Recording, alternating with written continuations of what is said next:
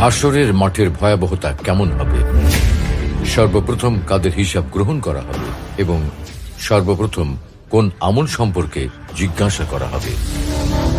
ইসলামের দৃষ্টিতে মানুষের দুনিয়ার জীবন হলো ক্ষণস্থায়ী এবং আখিরাতের জীবন হলো চিরস্থায়ী। মৃত্যুর মাধ্যমে দুনিয়ার জীবনের সমাপ্তি ঘটবে এবং আখিরাতের জীবনের সূচনা হবে। আখিরাতের অনিঃশেষ জীবনে মানুষের পরিণতি কি ভালো হবে নাকি মন্দ হবে, সেটা হাসরের মাঠেই চূড়ান্ত করা হবে। যেমন আল্লাহ তাআলা বলেন, কুল্লু নাফসিন যায়িকাতুল মাউত ওয়া ইন্নামা তুওয়াফাউনা উজুরাকুম ইয়াওমাল কিয়ামাহ ফামান যুহজিহা আনিন নারি ওয়া উদখিলাল জান্নাতা ফাকাদ ফাজ وما الحياة الدنيا إلا متاع الغرور। প্রতিটি প্রাণী মৃত্যুর স্বাদ গ্রহণ করবে, আর অবশ্যই কিয়ামতের দিন তোমাদেরকে পরিপূর্ণভাবে প্রতিদান দেওয়া হবে। সুতরাং যাকে জাহান্নাম থেকে দূরে রাখা হবে এবং জান্নাতে প্রবেশ করানো হবে, সেই হলো প্রকৃত সফল। দুনিয়ার জীবন তো কেবলই ধোঁকার সামগ্রী। উপরোক্ত আয়াত থেকে বোঝা যায় যে মানব জীবনের এক অনিবার্য অংশ হল হাসরের মাঠে চূড়ান্ত হিসাব নিকাশের জন্য উপস্থিত হওয়া। কেননা এই দিনের প্রাপ্ত ফলাফলের ভিত্তিতেই মানুষের আখিরাতের জীবন কেমন হবে তা নির্ধারণ করা হবে। সুপ্রিয় দর্শক শ্রোতা, চলুন তাহলে আজকে আমরা হাসরের মাঠ, হাসরের মাঠের অবস্থা এবং হাসরের মাঠে মানুষের বিভিন্ন পরিণতি সম্পর্কে আলোচনা করব ইনশাআল্লাহ। হাসরের পরিচয়। হাসর শব্দটির আরবি, এর অর্থ হল বিভিন্ন বিক্ষিপ্ত বস্তুকে পরিপূর্ণভাবে এক জায়গায় একত্রিত করা বা জড়ো করা, অর্থাৎ বিভিন্ন স্থানে নানা জায়গায় বিক্ষিপ্তভাবে ছড়িয়ে ছিটিয়ে থাকা বস্তুকে একটি নির্দিষ্ট স্থানে এমনভাবে একত্রিত করা যেন কোনো কিছু বাদ না পড়ে। যেহেতু আল্লাহ তাআলা হাসরের দিন সারা পৃথিবী জুড়ে ছড়িয়ে ছিটিয়ে থাকা সকল সৃষ্ট জীবকে পুনরায় জীবিত করবেন এবং একটি নির্দিষ্ট জায়গায় বা মাঠে এমনভাবে একত্রিত করবেন যে মানুষ ও জিন সহ কোনো প্রাণী সেখান থেকে বাদ পড়বে না, তাই এটাকে হাসর বলা হয়। এই হিসেবে যে মাঠে সকল প্রাণীর সমাবেশ ঘটবে তাকে বলা হয় মাহশার বা সমাবেশের স্থল, আর যেদিনে উক্ত সমাবেশ ঘটবে তাকে বলা হয় ইয়াউমুল মাহশার বা সমাবেশের দিবস। পরকালের এই দিনে বিচারের জন্য উত্থিত হয়ে সকল প্রাণী এই মাঠেই দণ্ডবান থাকবে। তবে আল কোরআনে হাসর ব্যতীত এই দিনের আরো কিছু নাম রয়েছে, যেমন ইয়াউমুল হিসাব বা হিসাবের দিন, ইয়ামুল জাবা বা প্রতিদান দিবস, ইয়ামুল মিয়াদ বা প্রতিশ্রুত দিবস, ইয়ামুল জামি বা একত্রিত করার দিবস, ইয়ামুল মাহশার বা সমাবেশ দিবস। হাসরের অনিবার্যতা। কিয়ামত, হাসর বা পুনরুত্থান হল অনিবার্য সত্য এবং নির্দিষ্ট দিনে অবশ্যই এটা ঘটবে। আল কোরআন ও হাদিসের মাধ্যমে এটা সন্দেহাতীতভাবে প্রমাণিত। যেমন হাসরের মাঠে সকল মানুষকে একত্রিত করার অনিবার্যতা প্রসঙ্গে আল্লাহ তাআলা বলেন, আল্লাহু লা ইলাহা ইল্লা হু লা ইয়াজমা'আন্নাকুম ইলা ইয়াউমিল কিয়ামাতি লা রাইবা ফীহ। তিনি আল্লাহ, তিনি ছাড়া ইবাদতের উপযুক্ত আর কোনো সত্তা নেই। অবশ্যই কিয়ামতের দিনে তিনি তোমাদেরকে একত্রিত করবেন, এতে কোনো সন্দেহ নেই। তবে কাফির ও সংশয়বাদীরা আখিরাত ও হাসরের কথা অস্বীকার করে এবং তারা বলে দুনিয়ার জীবনই মানুষের একমাত্র জীবন। হাসর, নসর, কিয়ামত বা আখিরাত বলতে বাস্তবে কিছু নেই। এগুলো শুধু মানুষকে ভয় দেখানো এবং নিয়ন্ত্রণ করার জন্য বলা হয়। আল্লাহ তাআলার অসংখ্য নিদর্শন দেখার পরেও যারা এমন উদ্ভট কথাবার্তা বলে, তারা নিজেরা পথভ্রষ্ট হয় এবং অন্যদেরকেও বিভ্রান্ত করে। তাদের সম্পর্কে আল্লাহ তাআলা বলেন, আলা ইয়াযুন্নু উলাইকা আন্নাহুম মাবউসুন লিয়াউমিন আযীম ইয়াওমা ইয়াকুমুন নাসু লিরাব্বিল আলামিন। তারা কি চিন্তা করে না যে মৃত্যুর পর তাদেরকে আবারও উঠানো হবে সেই মহান দিনে, যেদিন মানুষ বিশ্বজগতের প্রতিপালকের সামনে দাঁড়াবে? পবিত্র কোরআনে আল্লাহ তাআলা আরো উল্লেখ করেছেন, يوم يحشرهم كأن لم يلبثوا إلا ساعة من النهار يتعارفون بينهم قد خسر الذين كذبوا بلقاء الله وما كانوا مهتدين।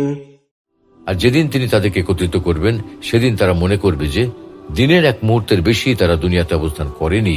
তারা পরস্পরকে চিনতে পারবে। যারা আল্লাহর সাক্ষাৎকে অস্বীকার করে তারা ক্ষতিগ্রস্ত হয়েছে এবং তারা কখনোই সঠিক পথপ্রাপ্ত ছিল না। অর্থাৎ একদিন আল্লাহর সামনে হাজির হতে হবে, তার সাথে সাক্ষাৎ হবে। একথা যারা মিথ্যা বলেছে তারা হাসরের মাঠে দুনিয়ার সময়টুকুকে অত্যন্ত অল্প সময় মনে করবে।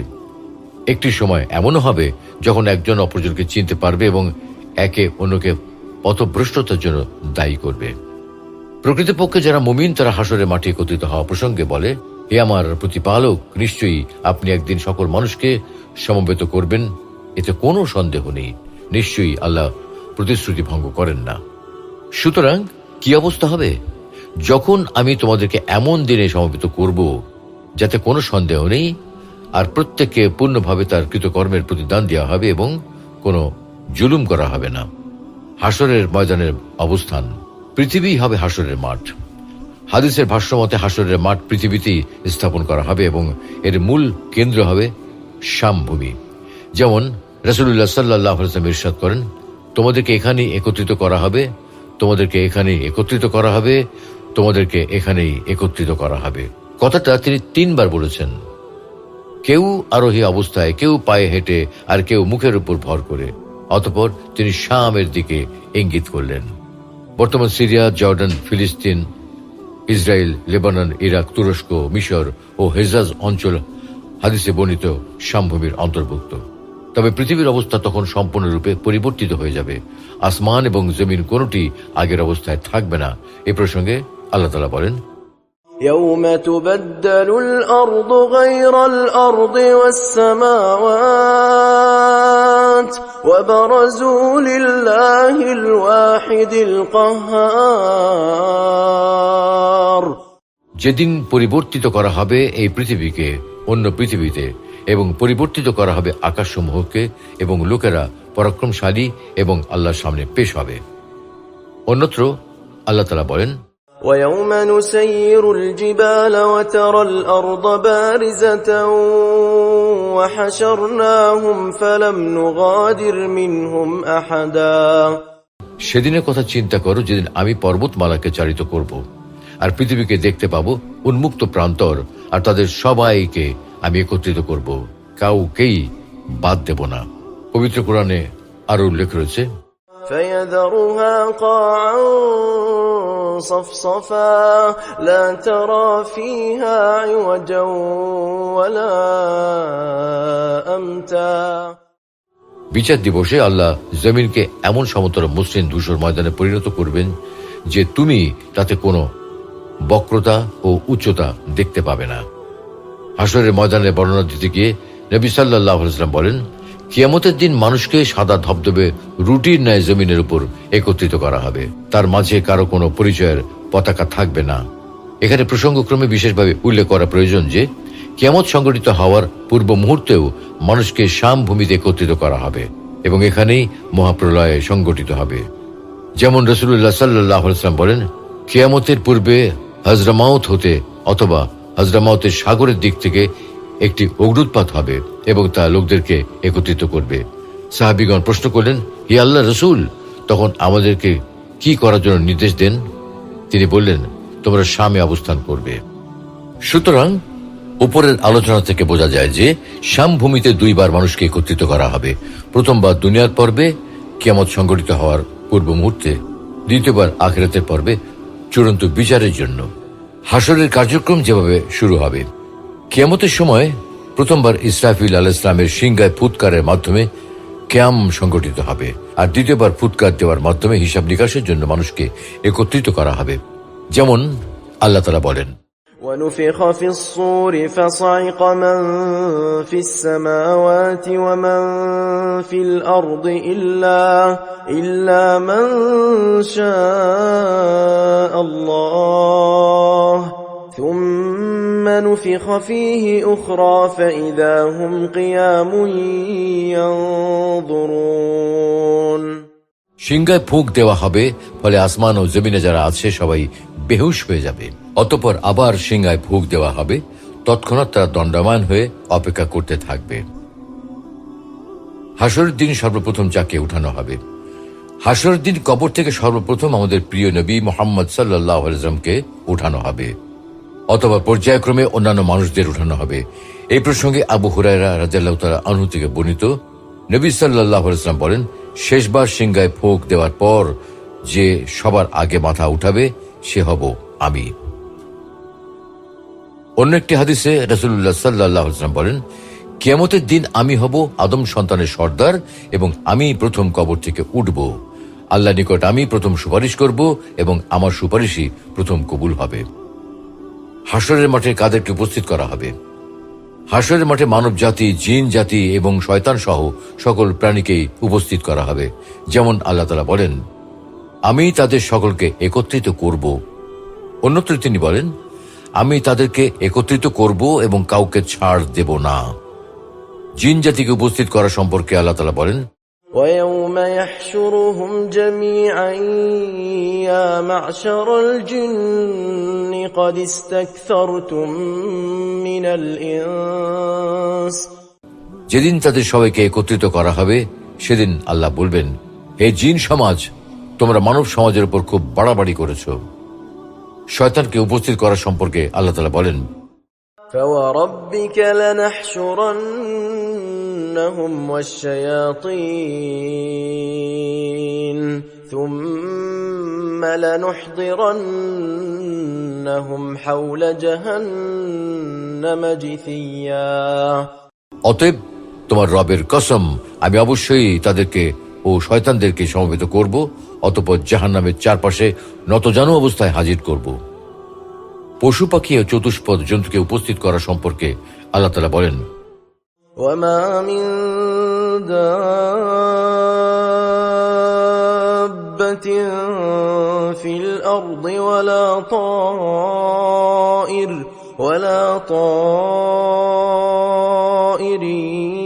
يطير بجناحيه إلا أمم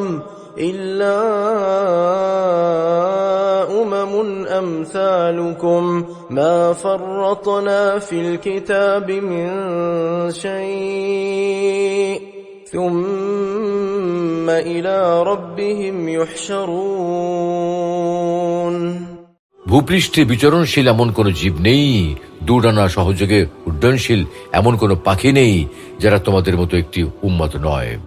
কিতাবে আমি কোনো কিছু বাদ দেইনি, অতঃপর তাদের প্রতিপালকের কাছে তাদেরকে একত্রিত করা হবে।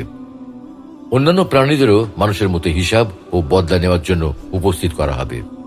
রাসূলুল্লাহ সাল্লাল্লাহু আলাইহি ওয়াসাল্লাম বলেন, কিয়ামতের দিন সব সৃষ্টি জীবকে জমা করা হবে, এমনকি চতুষ্পদ জীবজন্তু, হিংস্র প্রাণী, পাখি, সবকিছুকেই। আল্লাহ সবার প্রতি ন্যায় বিচার করবেন। ফলে পৃথিবীতে যে প্রাণী শিং থাকার কারণে শিংবিহীন প্রাণীর উপর অত্যাচার করেছিল, সেদিন সে অত্যাচারিত প্রাণীকে অত্যাচারের প্রতিশোধ গ্রহণের সুযোগ দেওয়া হবে। বিচার শেষ হলে আল্লাহ বলবেন, সবাই মাটির সঙ্গে মিশে যাও। মানুষের মতো অনন্তকাল তাদের স্বর্গ কিংবা নরক নেই।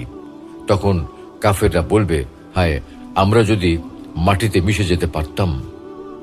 মানুষের উপস্থিতির অবস্থা। হাসরের মাঠে সকল মানুষকে জন্মকালীন সময়ের অবস্থায় উঠানো হবে। যেমন আল্লাহ তাআলা বলেন, يوم نطوي السماء كطي السجل للكتب كما بدأنا أول خلق نعيده وعدا علينا إنا كنا فاعلين সেদিন আমি আকাশকে গুটিয়ে নেব, যেভাবে লিখিত কাগজপত্র গুটানো হয়, এবং যেভাবে আমি প্রথমবার সৃষ্টি করেছিলাম সেভাবে পুনরায় সৃষ্টি করব। আমার ওয়াদা নিশ্চিত এবং অবশ্যই আমি তা পূর্ণ করব। আব্দুল্লাহ ইবনে আব্বাস রাদিয়াল্লাহু তাআলা আনহু থেকে বর্ণিত, নবী সাল্লাল্লাহু আলাইহি ওয়াসাল্লাম বলেন, নিশ্চয়ই তোমাদেরকে হাসর ময়দানে খালি পা, বস্ত্রহীন এবং খাতনাবিহীন অবস্থায় উপস্থিত করা হবে। অতঃপর তিনি পবিত্র কোরআনের আয়াতটি তেলাওয়াত করলেন, যেভাবে আমি প্রথমে সৃষ্টির সূচনা করেছিলাম সেভাবে পুনরায় সৃষ্টি করব। এটি আমার প্রতিশ্রুতি, এর বাস্তবায়ন আমি করবই। তবে মানুষ বস্ত্রহীন অবস্থায় পুনরুত্থিত হলেও হাসরের মাঠে নবী রাসূলদের কাপড় পরানো হবে। কিয়ামতের দিন সবার আগে যাকে কাপড় পরানো হবে তিনি হবেন ইব্রাহিম আলাইহিস সালাম। ওলামায়ে কেরাম ইব্রাহিম আলাইহিস সালামকে কিয়ামতের দিন সর্বপ্রথম কাপড় পরিধান করানোর বেশ কিছু রহস্য বর্ণনা করেছেন। তার মধ্যে চমৎকার একটি রহস্য হলো, মুশরিকরা যখন ইব্রাহিম আলাইহিস সালামকে আগুনে জ্বালানোর ইচ্ছা করল তখন তারা তাকে বস্ত্রহীন করে ফেলেছিল। এতে তিনি ধৈর্য ধারণ করলেন, সওয়াবের আশা রাখলেন এবং আল্লাহর উপর ভরসা করলেন। এজন্য আল্লাহ তাআলা তাকে এর প্রতিদান দিলেন। তাকে দুনিয়া আখিরাতের আগুন থেকে রক্ষা করলেন এবং বিনিময়ে কিয়ামতের দিন তাকে সব মানুষের উপস্থিতিতে কাপড় পরিধান করিয়ে সম্মানিত করবেন। সবাই সারিবদ্ধ হয়ে নিচের দিকে তাকিয়ে চুপচাপ দাঁড়িয়ে থাকবে। হাসরের ময়দানে একে একে সকলকে উপস্থিত করার পর ফেরেশতাদের সারির মধ্যখানে দিয়ে আল্লাহ তাআলা নেমে আসবেন। তখন উপস্থিত সকলেই সারিবদ্ধ হয়ে নিচের দিকে তাকিয়ে দাঁড়িয়ে থাকবে। সকলেই নীরব নিঃশব্দ থাকবে, কেউ কোনো কথা বলতে পারবে না। তবে আল্লাহ যাকে অনুমতি দেবেন কেবল তিনি কথা বলতে পারবেন। পবিত্র কোরআনের সূরা তাহা উল্লেখ আছে, وعنت الوجوه للحي القيوم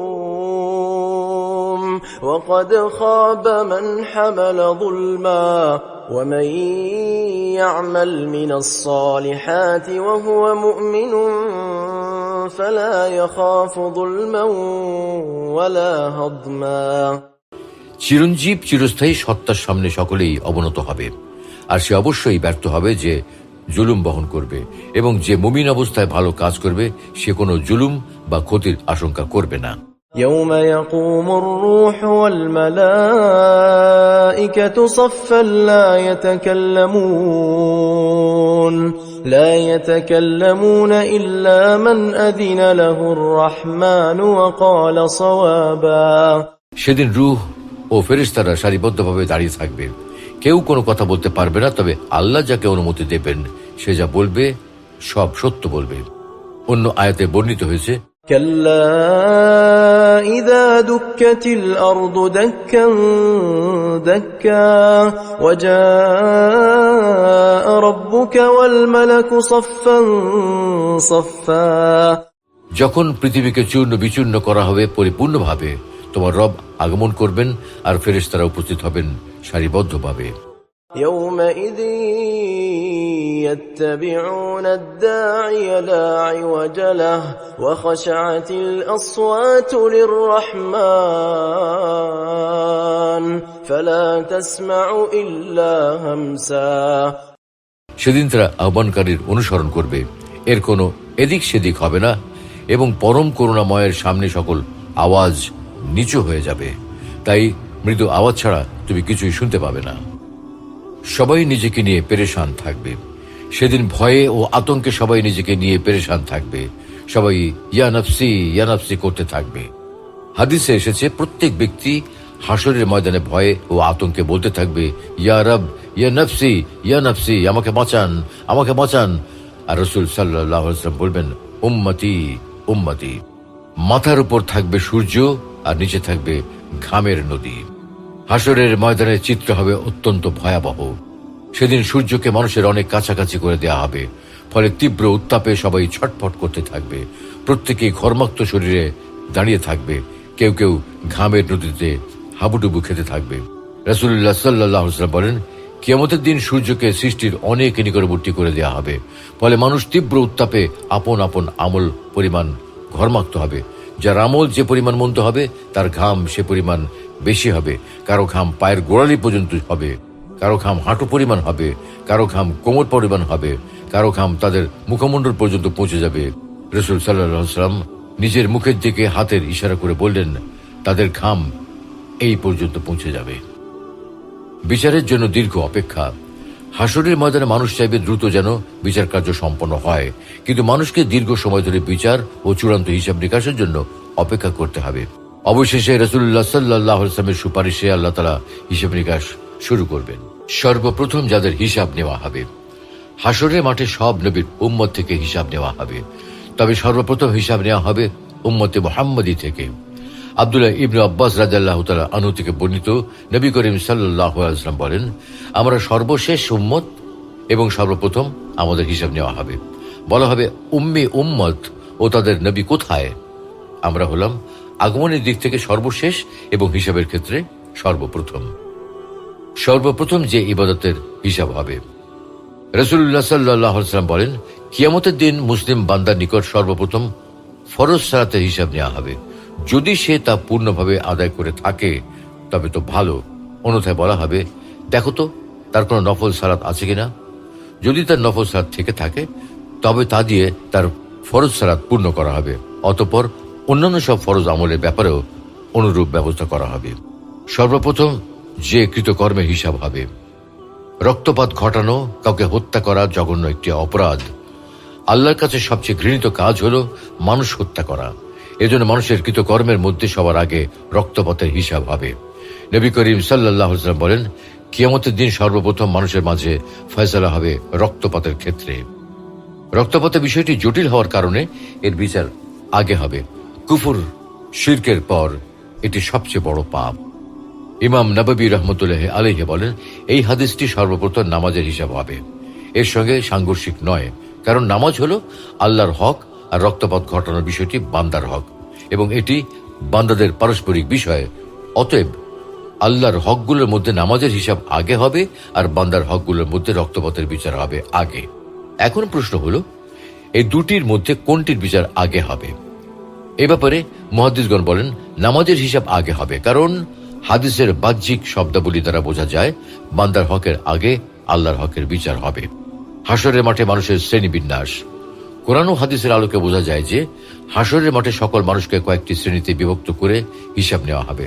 যেমন আবু দারদা রাদিয়াল্লাহু তাআলা আনহু থেকে বর্ণিত, আমি রাসূলুল্লাহ সাল্লাল্লাহু আলাইহি ওয়াসাল্লামকে বলতে শুনেছি, আল্লাহ তাআলা বলেন, ثم أورثنا الكتاب الذين اصطفينا من عبادنا فمنهم ظالم لنفسه ومنهم مقتصد ومنهم سابق بالخيرات بإذن الله ذلك هو الفضل الكبير। অতঃপর আমি কিতাবের অধিকারী করেছি তাদেরকে, যাদেরকে আমি আমার বান্দাদের মধ্য থেকে মনোনীত করেছি। তাদের কেউ কেউ নিজের প্রতি অত্যাচারী, কেউ মধ্যপন্থা অবলম্বনকারী, এবং তাদের মধ্যে কেউ কেউ আল্লাহর নির্দেশক্রমে কল্যাণের পথে এগিয়ে গেছে। এটাই মহা অনুগ্রহ।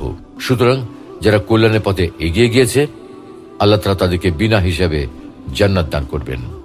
যারা মধ্যপন্থা অবলম্বন করে তাদের হিসাব অত্যন্ত সহজ হবে, আর যারা নিজেদের প্রতি অত্যাচার করে হাসরের দিন তাদের হিসাব অত্যন্ত দীর্ঘ হবে। এই আয়াতের ভিত্তিতে বলা যায় যে হাসরের মাঠে উপস্থিত মানুষকে তিনটি শ্রেণীতে বিভক্ত করে হিসাব নিকাশ নেওয়া হবে। প্রথম শ্রেণী, যাদের কোনো হিসাব নেওয়া হবে না, যারা ছোট বড় সকল প্রকার শিরক থেকে মুক্ত ছিলেন, হারাম বিষয়ে বর্জন করেছেন এবং আল্লাহর আনুগত্য প্রকাশের সর্বোচ্চ রূপে চেষ্টা করেছেন। এই শ্রেণীর মানুষ হাসরের মাঠে আরামদায়ক ছায়া ঘেরা স্থানে অবস্থান করবে। ফলে তারা এই দিনের ক্লান্তি ও ভয়াবহতা থেকে আল্লাহর রহমতের সহজেই মুক্তি পাবেন। যেমন আল্লাহ তাআলা বলেন, আসহাবুল জান্নাতি ইয়াওমাইযিন খায়রুম মুস্তাকাররান ওয়া আহসানু মাকিলা। সেদিন জান্নাতবাসীরা উত্তম অবস্থান স্থল এবং উৎকৃষ্ট বিশ্রাম স্থলে থাকবে।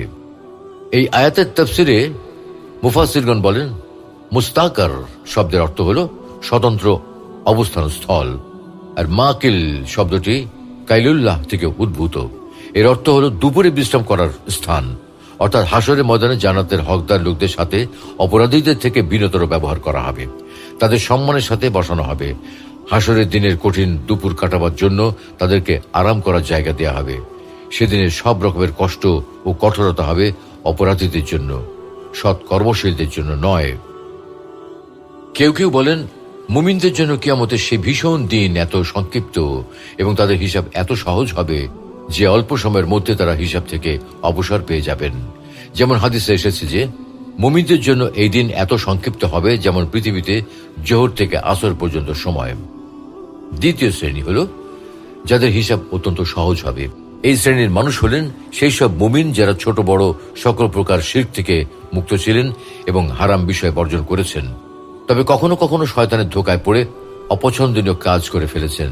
এদের সম্পর্কে আল্লাহ তাআলা বলেন, فأما من أوتي كتابه بيمينه فسوف يحاسب حسابا يسيرا। যাকে তার ডান হাতে আমলনামা দেয়া হবে তার কাছ থেকে অত্যন্ত সহজ হিসাব নেওয়া হবে। প্রকৃতপক্ষে হাসরের মাঠে কোনো হিসাব নেওয়া হবে না এবং যাদেরকে কেবল আল্লাহর নিয়ামত সমূহের কথা স্মরণ করিয়ে দেওয়া হবে, ডান হাতে আমলনামা দেওয়া হবে, যাদের হিসাব হবে অত্যন্ত সহজ। এই শ্রেণীর মানুষেরা যখন জান্নাতে প্রবেশ করবেন তখন তারা বলবেন, وقالوا الحمد لله الذي أذهب عنا الحزن إن ربنا لغفور شكور। তারা বলবে, সমস্ত প্রশংসা আল্লাহর, যিনি আমাদের দুঃখ দূর করেছেন।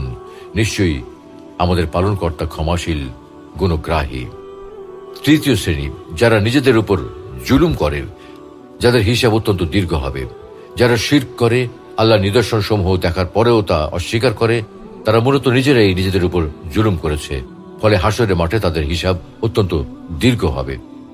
এদের প্রসঙ্গে আল্লাহ তাআলা বলেন, ونفخ في الصور فإذا هم من الأجداث إلى ربهم ينسلون قالوا يا ويلنا من بعثنا من مرقدنا هذا ما وعد الرحمن وصدق المرسلون إن كانت إلا صيحة واحدة فإذا هم جميع لدينا محضرون فاليوم لا تظلم نفس شيئا ولا تجزون إلا ما كنتم تعملون।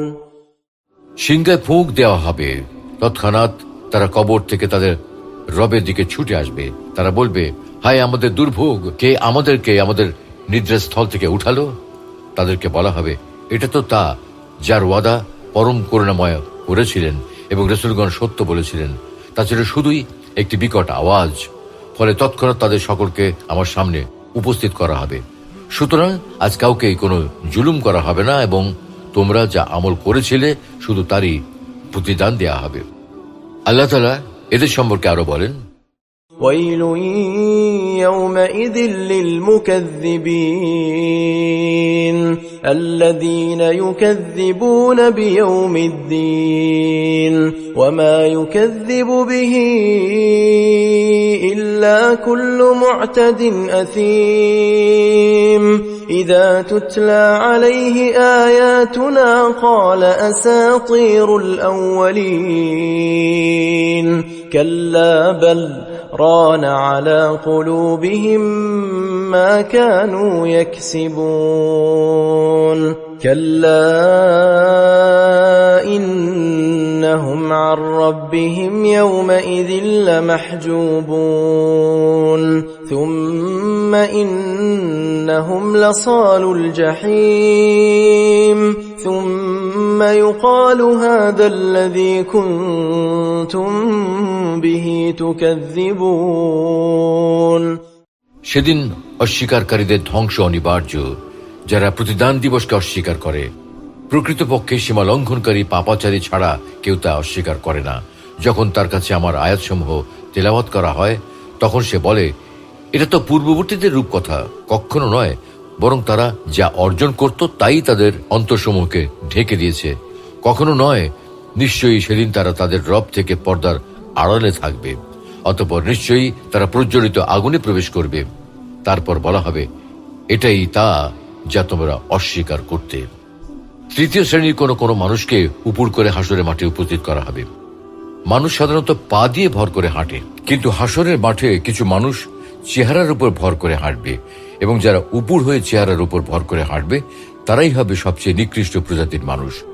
এই শ্রেণীর মানুষদের সম্পর্কে আল্লাহ তাআলা বলেন, যাদেরকে নিজেদের মুখের উপর ভর করিয়ে জাহান্নামের দিকে একত্র করা হবে তাদেরই স্থান হবে নিকৃষ্ট এবং পথের দিক দিয়ে তারা হবে ভ্রষ্টতম।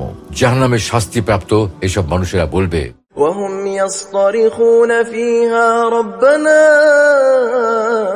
أخرجنا نعمل صالحا غير الذي كنا نعمل أولم نعمركم ما يتذكر فيه من تذكر وجاءكم